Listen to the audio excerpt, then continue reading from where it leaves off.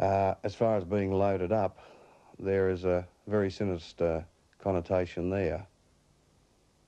It just enhances the feeling that I have that's been reflected by so many people since March of 1978, that in my desire to serve the police force, and I guess I've got to admit to a degree of naivety, well and truly used, well and truly.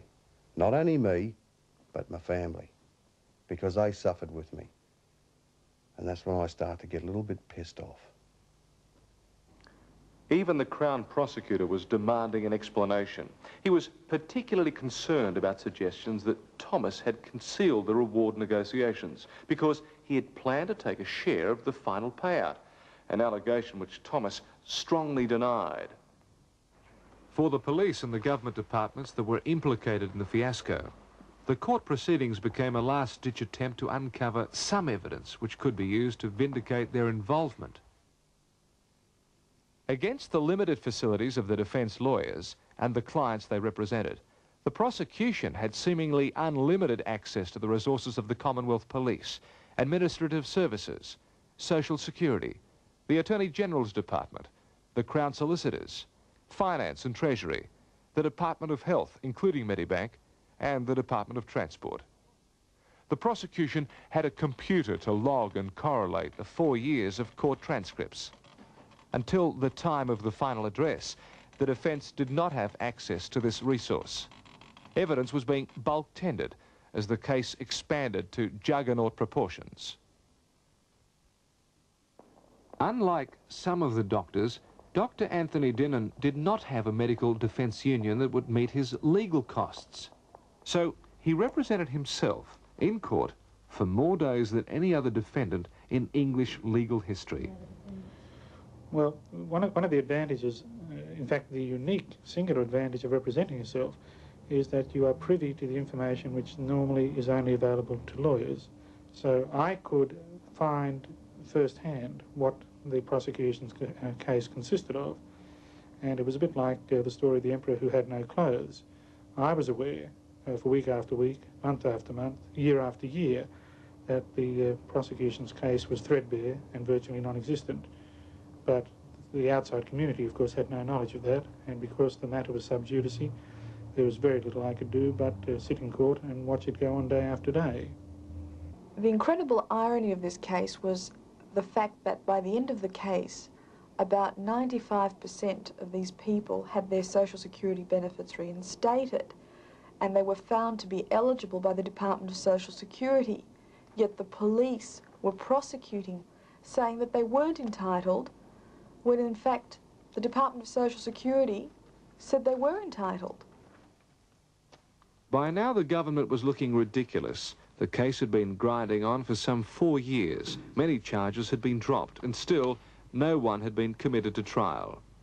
It had become the longest, most expensive hearing in the history of the English-speaking world. Even the magistrate was concerned that the prosecution's case was a hopeless one. He gave them the benefit of his private advice in a secret and highly irregular telephone call to one of the Crown lawyers, Herman Waltering. Look, Herman, all I wanted to say, those things about Thomas and Marcus, lost cause, to try and prove a general conspiracy on their evidence. But that doesn't mean the case should go down. The Crown should be looking at what it can salvage from this. 2 days later, the prosecution acted on this secret advice, and on the 7th of June 1982, finally dropped all charges against Dr. Dinnan and the remaining patient defendants. Dr. Dinnan had successfully represented himself for 275 days before the hearing. The atmosphere in the court that day was one of disbelief and one of hysteria. Many people were crying, many people were laughing. It was a very, very emotional day for all concerned, including the Defence Counsel. Even though the patient defendants had suffered years of persecution for a crime they'd never committed, the government saw fit to further prosecute some of them for misdemeanours which had nothing to do with conspiracy.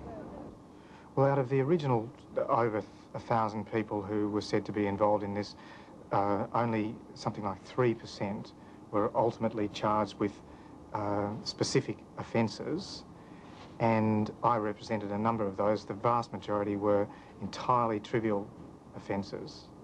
There was no hint of conspiracy. There were things like filling out forms incorrectly, occasionally cheating on an extra week of unemployment benefit when they'd got a job. BT results.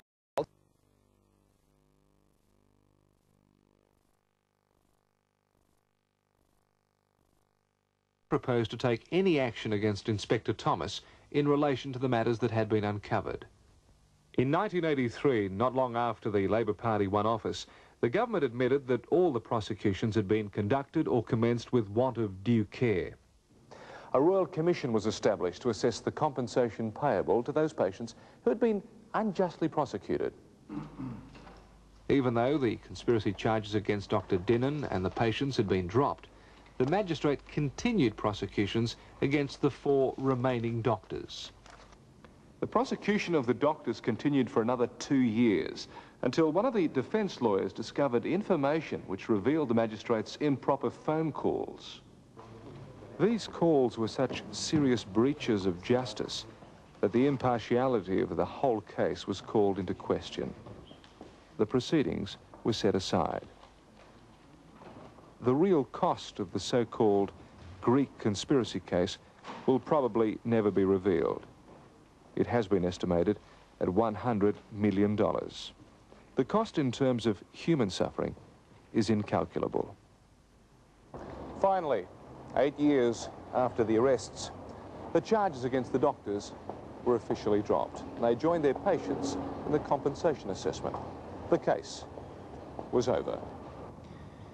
I think nothing will pay off what happened to me and my family. I think there is no money. It doesn't matter how much amount of money will pay all the suffering we have passed through. George, did the colpo really exist? I don't think so. I think it was a figment of someone's imagination. I'd certainly conduct the case in that way again, but I think I would have politicians put everything they said on paper before I started. Don Thomas left the Australian Federal Police in 1981.